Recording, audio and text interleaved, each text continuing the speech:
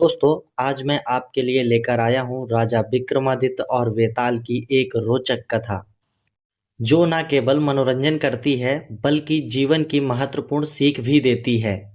कहानी है चार ब्राह्मण भाइयों की, जो अपनी विद्या का दुरुपयोग करते हैं और किस प्रकार विधाता का लिखा उन्हें उनके कर्मों का फल देता है। तो आइए दोस्तों, इस अद्भुत कथा को विस्तार से सुनते हैं।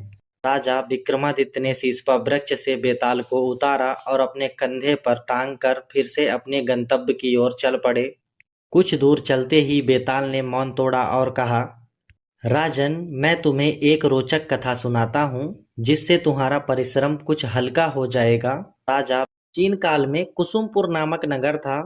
उसके राजा धरणीव राय ने ब्राह्मणों को दान स्वरूप ब्रह्मस्थल नामक गांव दिया था। वहीं विष्णु स्वामी नामक एक ब्राह्मण रहता था, जिसके 4 पुत्र थे। विष्णु स्वामी और उसके पत्नी के निधन के बाद उनके पुत्र अनाथ हो गए और निर्धनता के कारण दर दर भटकने लगे। उन चारों भाइयों ने निश्चित किया कि वे अपने नाना के घर जाएंगे। वे मांगते खाते अपने नाना के गांव पहुंचे, जहां उनके मामाओं ने उन्हें आश्रय दिया। कुछ समय तक वह ठीक से रहे, लेकिन कुछ समय बाद उनके मामाओं ने भी उनकी उपेक्षा करनी शुरू कर दी।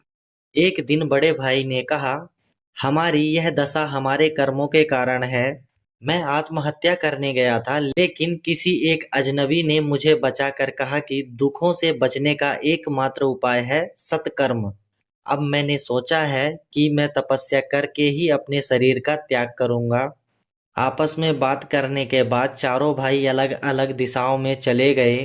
छोटे भाइयों ने भी बड़े भाई की बात समझा। धन तो चंचल है, हमें ऐसा गुण अर्जित करना चाहिए जिससे हम इसे प्राप्त कर सकें।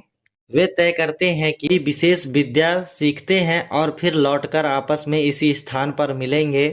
चारों भाई आपस में बात करके अलग अलग दिशाओं में चले गए।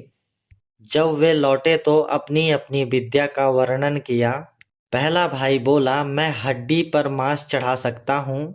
और दूसरा भाई बोला, मैं उस पर चमड़ी और रोम बना सकता हूँ। तीसरा भाई बोला, मैं अंग प्रत्यंग और आकृति बना सकता हूँ। और चौथा भाई बोला, मैं उस पर प्राण डाल सकता हूँ। विद्या की परीक्षा के लिए वे वन गए और सिंह की एक हड्डी पाई। चारों ने अपनी अपनी विद्या का प्रयोग करके सिंह को जीवित कर दिया। सिंह ने उन्हें मार डाला और वन में चला गया। बेताल ने जब राजा विक्रमादित्य को यह कथा सुनाई और उनसे पूछा कि उन चारों भाइयों में असली अपराधी कौन था, तब राजा विक्रमादित्य ने उत्तर दिया, जिसने सिंह में प्राण डाले वही दोषी था।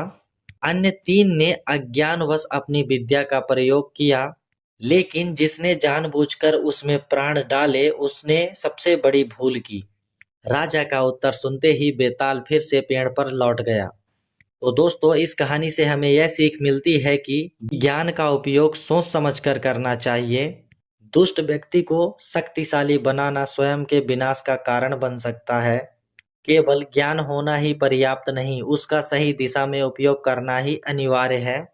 दोस्तों, ऐसी और भी अद्भुत कहानियों के लिए हमारे चैनल से जुड़े रहें। अगर यह कहानी आपको पसंद आई तो इसे लाइक करें, शेयर करें और अपने विचार हमें कमेंट में जरूर बताएं।